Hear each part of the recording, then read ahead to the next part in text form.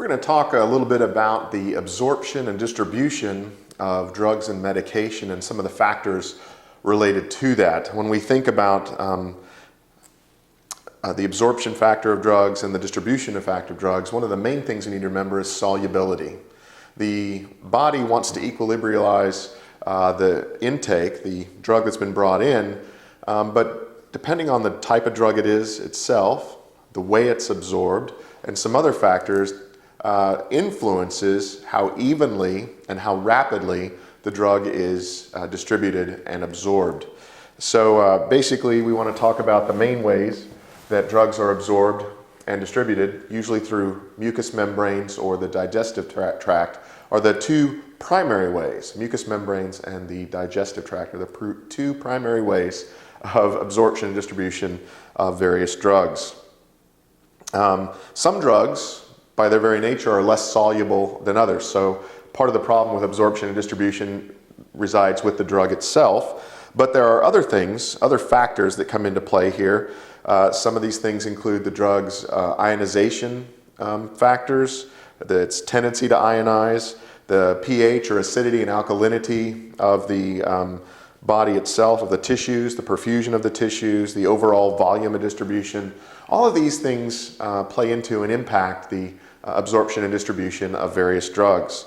Now, because of this, because of these factors, alkalinity, ionization, perfusion, distribution, they can make it, the drug itself, unstable when it comes to the stomach and other things like this, and make it more difficult for it to penetrate the blood-brain barrier. And given that, then we need to talk about ways of administering these drugs that might help make that easier. And so the primary way most drugs are administered is orally, through the mouth. The problem with this, even though it's easier in some ways to get someone to take medication, or the patient, who or what it may be, to take the medication orally, is that before the drug actually is absorbed and distributed, it has to pass through the digestive tract. And so it's taken in through the mouth, goes into the stomach, and it's not until it passes into the intestines that it then begins its absorption and distribution. So when it enters the intestines, at that point, it enters the hepatic portal circulation and goes directly to the liver. And it's at the liver that it's then metabolized and sent out. Now, the problem with this is what has been called this first pass effect. The first pass effect.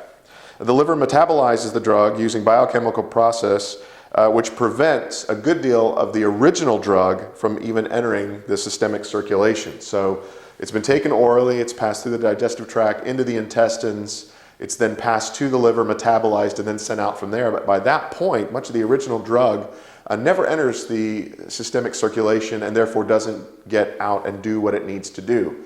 So while it's perhaps easiest, it's the least efficient way for the absorption distribution of drugs. Of course, it's a major one because of the digestive tract. It's easy, that sort of thing. But some of these other factors here are more important, or ways of getting the drug to be absorbed and distributed more rapidly and with greater intensity or volume. So intravenous would be one way of doing this, inserting it directly into the circulatory system as it then rapidly travels around and is absorbed. Second way would be sublingually, or beneath the tongue. Also another way, as it is dissolved, to get it immediately into the bloodstream. And then finally, intramuscular injections, which a lot of immunizations are done this way, as the injections put directly into a muscle. At least they were in the older days, or in the fatty tissues. So basically, when we talk about absorption and distribution of drugs, here just the basic overview. The drug itself plays a factor, and then the body and the way it's put into the body plays a factor as to how quickly it's absorbed, how rapidly it's diffused and distributed, how much intensity or volume goes out, and therefore the impact of the drug.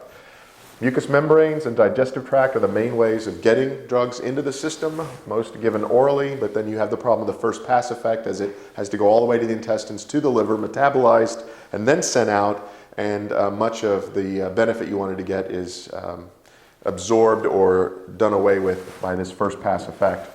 So other ways or methods of getting drugs better absorbed, more quickly absorbed, with greater distribution, would be intravenously, sublingually, or intramuscular injection. If you'd like to learn more about this, there's a link beneath this video. Please click on it. It'll take you to a website with that information. And on that website, you'll also find a link to an ebook that's ready for immediate download.